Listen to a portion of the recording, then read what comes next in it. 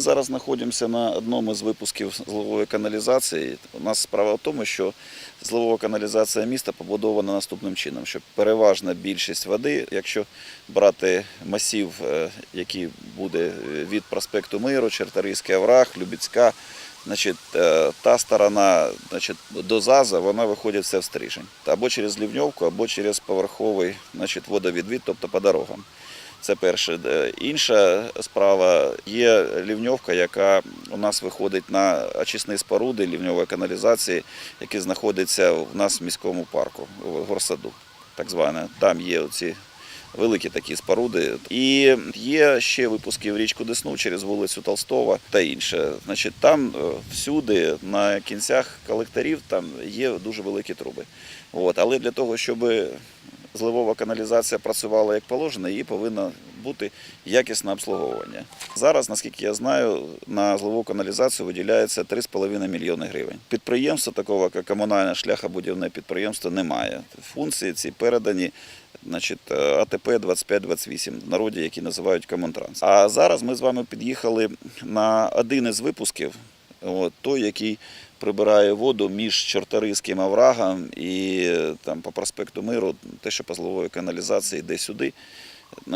І в якому стані все воно, те, що мінімум третина випуска тут захаращена сміттям, але головне не побутове сміття. Справа в тому, що тут найбільше захаращено – це пісок, який в зимовий період у нас проводиться посипання піском, протижеледні матеріали, і воно попадає, на жаль, в зливову каналізацію, і потім воно наслаюється таким от чином. Чому я зараз вас показую саме це? Тому що, як ви бачите, коли вода із зливової каналізації виходить, вона потрапляє на суспільну стіну. Тобто там все русло, воно заросло насадженнями, плюс той пісок, який вимиває вода із зливової каналізації, він тут роками наслаювався, і образувалася така штучна дамба.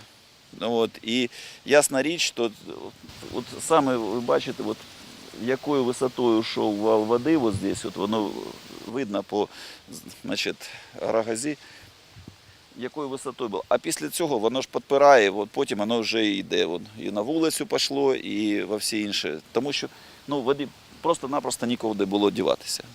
Комплекс проблем, тому що не тільки великі зливи, насправді. А насправді ще відбулося те, що частина зливоприймачів були заасфальтовані.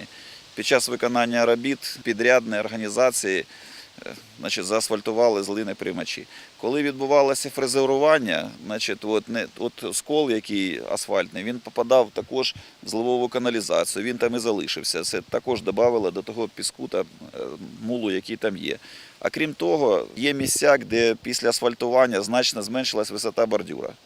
Тобто і вода замість того, щоб по дорозі уходила, вона просто через бордюр далі пішла. Тобто і зливова каналізація не запрацювала, але є і людський фактор. Тобто є халатне відношення працівників управління і керівництва управління житлово-комунального господарства і КТП 2528. Тому що саме КТП виграла тендер на обслуговування зливової каналізації.